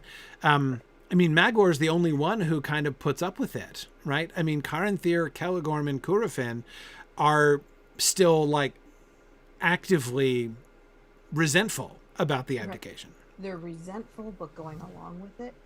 The death of Fingolfin changes things a little bit, so now they're going to speak up again. Yeah. And then after the union of Maedhros, when Maedhros loses that battle, yes, now he can't just make them do what he says anymore. So right. We will definitely see the breakdown of the Feanorian solidarity post Near Knife. So if we are showing now how that's going to break up, that's good. So if it's the three of them, Celegorm, Curufin, and Caranthir, having this not quite rebellious, but kind of rebellious discussion that has an endpoint that's not a rebellion, but still is a let's go do our own thing. Yeah. That all fits with where the story is going. And you're right, of course, because it's after the failure of Maedhros' last big attempt, right, to do things right, Union of Maedhros. Union of Maedhros, exactly.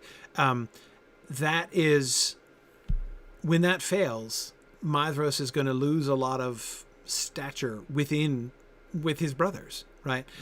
They've been listening to him. They've been deferring to him, even though they very actively did not want to do that, even though they have not disagreed with most of his policies.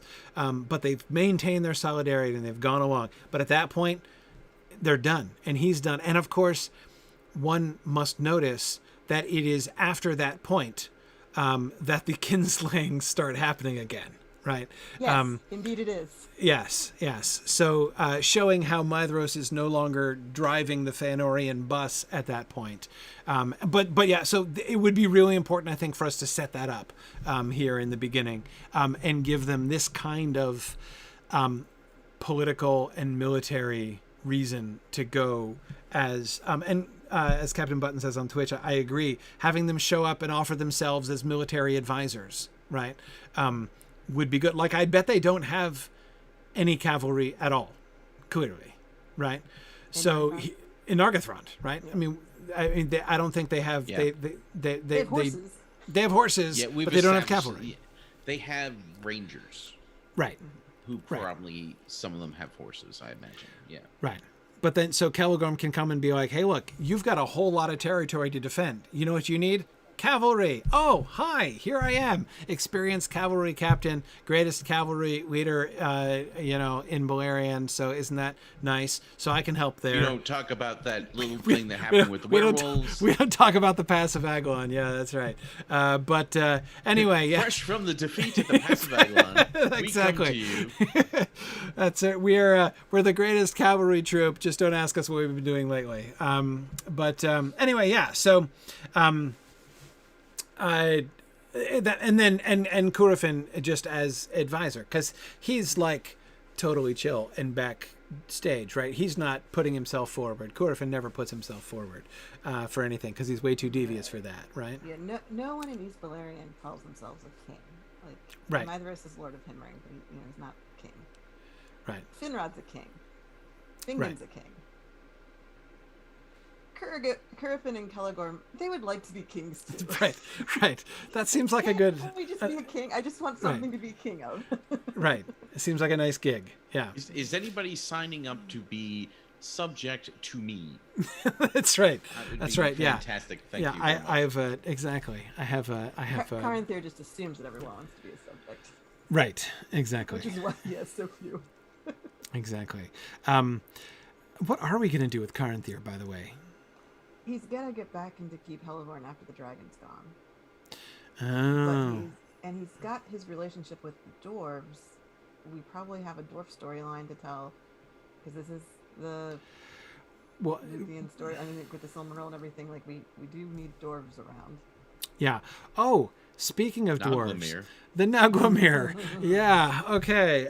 Since on the subject of dwarf storylines, we have postponed the Nauglamir a couple times, haven't we? We sure have. We sure have. Yeah. It's time for the Nauglamir. We have to have the Nauglamir now, or it won't have anything to do with Finrod at all. Right. Yes. So the Nauglamir idea that we had many seasons ago was that you wanted to introduce the character of Gemma Xerac, not as old Xerac, but as young, up-and-coming Xerac, as a dwarf from Nogrod, who would make this masterpiece. And then, when Thingol does this whole thing, he invites the original artisan to come and add the Silmaril to the necklace. So it's the actual dwarf who made the Nauglamir in the first place who's also making the Nauglamir for Thingol. That was the original idea back in season 3 when we talked about 3 or something. Yeah, it was a long time ago. So the question is if you still like that idea. Well, I do generally, though of course we're running out of time to age him when it comes to that. Oh, because he'll be old enough. It'll be fine. He'll be fine. Because it's not all that long until the fall of Doriath. I mean, dominoes start... It's long enough? Yeah, it's long enough. He can be a young dwarf and then be an aged dwarf later. It's fine. Okay. The alternative is that we do the story that is not in the published Silmarillion, where the Nauglamir is created at the same time. When he has the Silmaril. So he commissions it from scratch. Thingol commissions it from scratch. Right. Now, of course, this has the problem of now the dwarves don't really have any claim on the Nauglamir whatsoever. Like, I mean, they made it, sure, but if it's like this historied thing that they made and gave to Finrod, and now it was stolen from Finrod, and then you have it because the thief who stole it from the thief who stole it from Finrod gave it to you. Like, you have no claim on it whatsoever. Right. What is this? Right. This whole object that we have created, you have no claim on any of it. Right? What if we introduce it? What if we don't show it being made? What if Finrod is just wearing it in Nargathrond? And because here's what I'm thinking. So, because Nick, what was making me think of this was what you were just saying about the claim of the dwarves, right? One of the things that we want to establish at this point, in order to set up the Thingol story later on, is that the Nauglamir is a cultural icon in Nargothrond, right? Like, it is one of the most, like, the Nauglamir is not quite, but close to what the Arkenstone is to Thorin's house, right? And I say not quite because, I mean, it's like super possessive, and of course somebody else owns it, right? The Nauglamir. So, but it's the greatest work of craft that of all of the the jewelsmiths of Nogrod, everyone agrees this is the greatest thing that has ever been made. I would think there would be like regular pilgrimages from Nogrod to Nargathrond to see the Nauglamir. Like, this would happen, right? If it's the great, so that's what I'm thinking. In that context, we could introduce it. Like, there could be dwarves who come, with like, little audio tour soundtracks and stuff to see the Nauglamir, because it's this incredibly famous thing, and they can be talking about, like the craftsmanship of, they can name the craftsman and, speak in these odd tones about this. We see dwarves weeping, right, looking at the Nauglamir, and maybe even, Finrod would like let them touch it, right? And so like they'd be like holding the Nauglamir, shaking, right, and weeping, and it just to establish what this means to them. Like, this is the greatest thing ever. This is the most, and they could, and we can have them talking about how like they've looked forward to this their entire lives. Like, we've always wanted to come and see this. This is like we've been hearing for, 100 years about this thing, and we've always wanted to come see it, and now I can, return and die in peace because I've seen the Nauglamir, right? If the Nauglamir's been around for hundreds of years at this point, then the dwarf who made it is dead. Well, it doesn't have to be hundreds, but it could be like a century, 150 years, no? Or he'll be dead by the time. Yeah, then he'll be dead by the time we need him as a character. So, how long is it going to be? When's the fall of Doriath? Wait a minute. Something. Don't the elves not understand that dwarves die still? So, like, if they summon Gamel, Gamel Zirak, and Gamel Zirak shows up, and it's a young, like it's a young guy, they may not even pick up on the fact that it's not the same person. Like, there would have to be established in dialogue between the dwarves themselves, right? But Thingol wouldn't know. Yeah, and yet to answer Ilana's question here, yes, the reason Finrod has it is that it was commissioned from his jewels. What makes it, and this is it's the foreshadowing of the thing with the Silmaril, right? He has all of these gems, these brilliant and shining gems that he's brought with him from Valinor. So the idea of the dwarves building this gorgeous necklace from the gems that Finrod owns it. He commissions it. He pays them to make it, right? Or he could give them something. Would he give them something else? Is there another gift he would give? We showed him giving gems to the dwarves who helped him build Nargathrond back in season 4. Mm-hmm. So he has given gifts to those dwarves, but those dwarves were from Belegost because those were Norn's people. Right. So they were builder dwarves anyway, and not they were builder, right? Yeah, yeah. Nargathrond. We haven't shown any connection between Nogrod and any of the Elven kingdoms yet. Really, we introduced Nogrod with Ale. And there was some clear indication that Belegost and Nogrod interact with each other. Right. But Nogrod itself doesn't really have a relationship with any of these kingdoms, and therefore we haven't shown anything with Nargathrond and Nogrod. Right. So let me see if I can kind of construct this. Finrod gives his gems out pretty freely to the dwarves of Belegost. Mm-hmm. Well, those gems, a good amount of them have probably found their way into the hands of the Nogrod at this point. Right. Of the dwarves of Nogrod.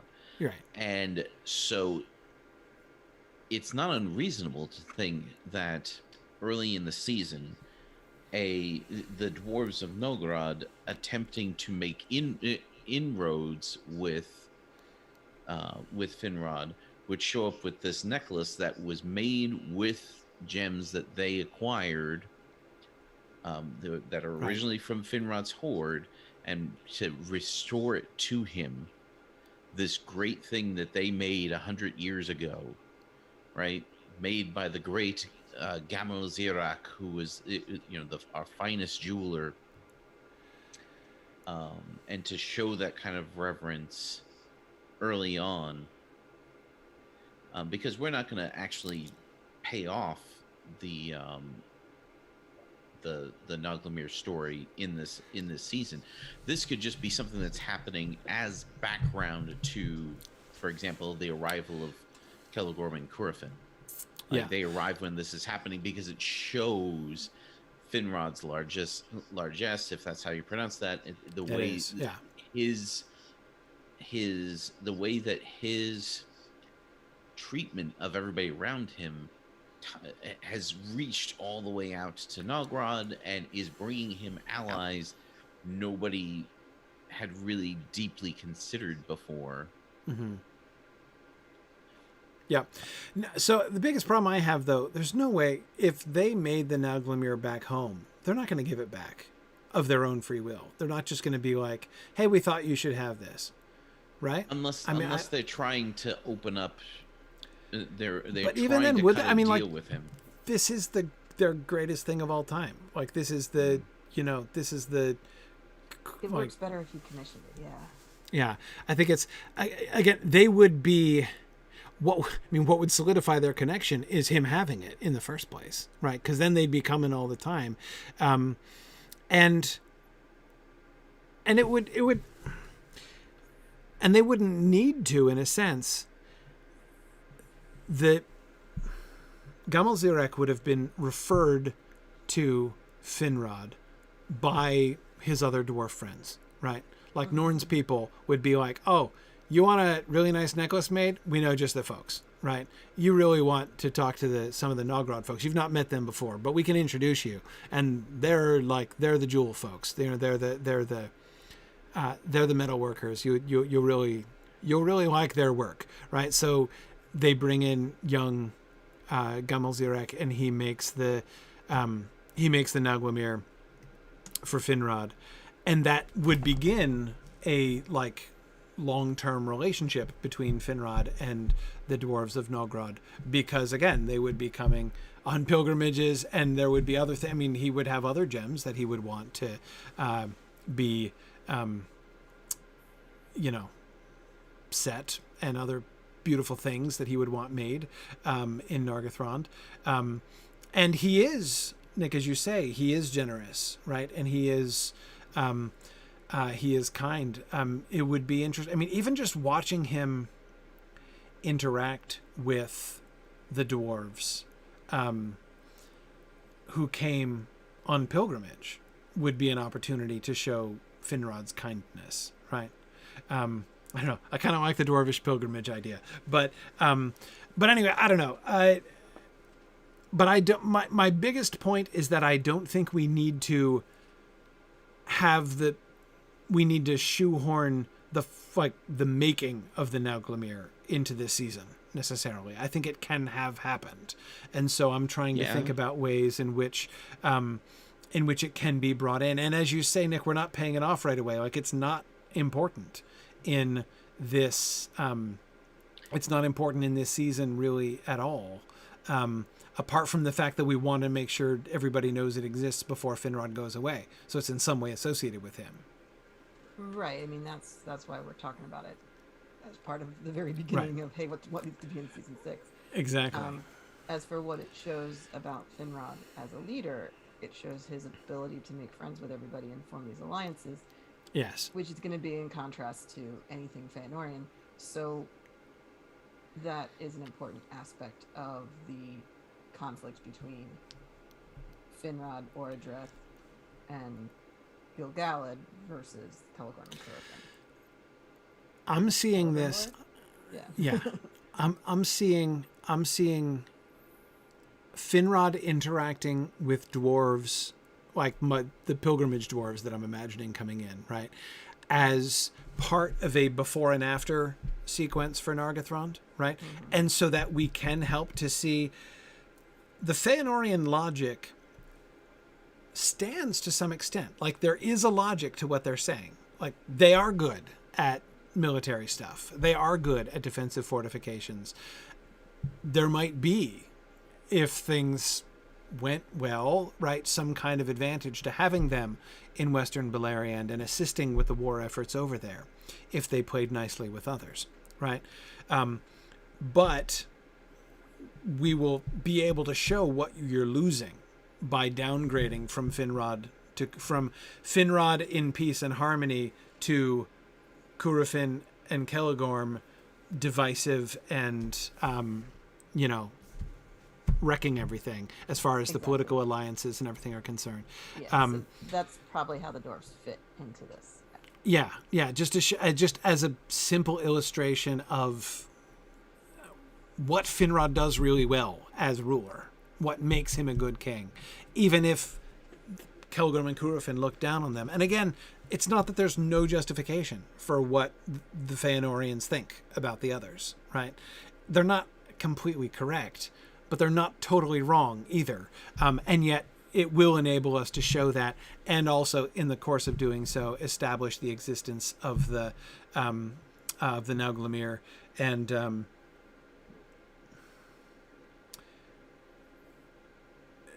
I'm even kind of imagining, like, as I say, I think Finrod, if dwarves came to see it, he would let them hold it. He would let them put it on. Like, he wouldn't be, he doesn't lock it up in his hoard.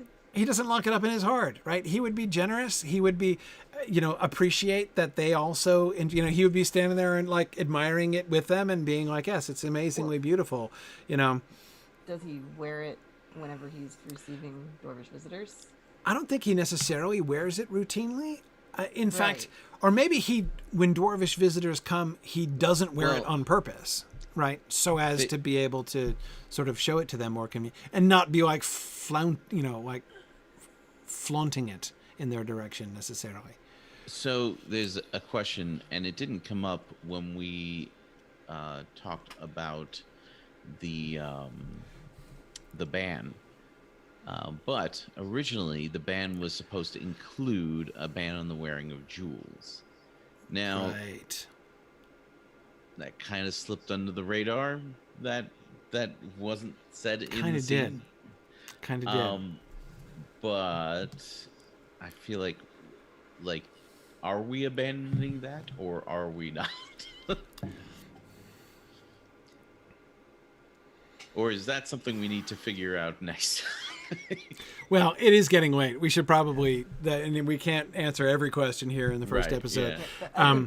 Lobbing that out there as an open question isn't. Yeah, that is a good thing to keep in mind. The other thing I was thinking, Octoburn 86 was just saying that Turin finds a dwarven war mask in Nargathrond. Maybe there's some connection there.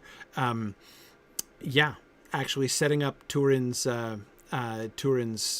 mask, even if the masked helm that Turin will eventually wear were to be given as a gift to Finrod in one of these scenes as well, like, cause they could come, the pilgrims, the dwarf could come bearing gifts, right? And maybe that's one of the gifts and of course Finrod would be extremely polite, right? But none of them won't wear that thing, right? Like, it's not going to be something they're actually, but he'd set it aside and it would be there, and then Turin could find it later on. I think it's true. I mean, we're gonna have this prop this dwarvish prop that's gonna show up in Nargathrond that Turin is gonna wear. Yeah,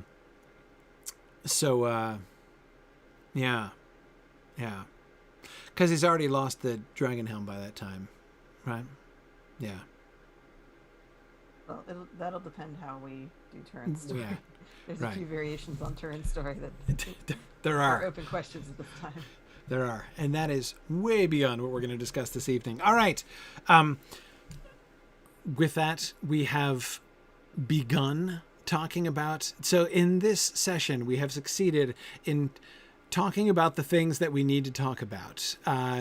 We haven't made too many decisions, but we have, I think, touched on most of the biggest questions that we need to resolve. And I feel prepared to go back and address some of these other things. There are some other issues that we didn't raise, questions like, for instance, the nature of magic. How are we going to handle that? When Luthien starts singing and doing stuff, what are we going to do? What are we going to have her do? How are we going to handle Luthien's hair? Right? That's an issue that we have to deal with. What's Luthien's hair going to be up to on screen? Her cloak of shadows. What's up with that? Right? I mean, there's a lot of stuff that we're just told is wondrous and magical in the text, and we've got to show it on screen.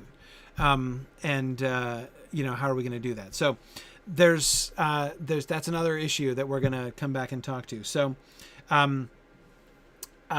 So wanted to welcome everybody to join us in these discussions. If you've never participated in some film discussions before, now would be a great time to jump in. You can go to our discussion boards. Could you, Marie, remind us of the basic web address of the discussion boards, like just the main address? Oh, it's forums. Wait a minute. Let me Yeah. look at it. Forums.signumuniversity.org, right? Forums.signumuniversity.org. Yep. I can share the link Great.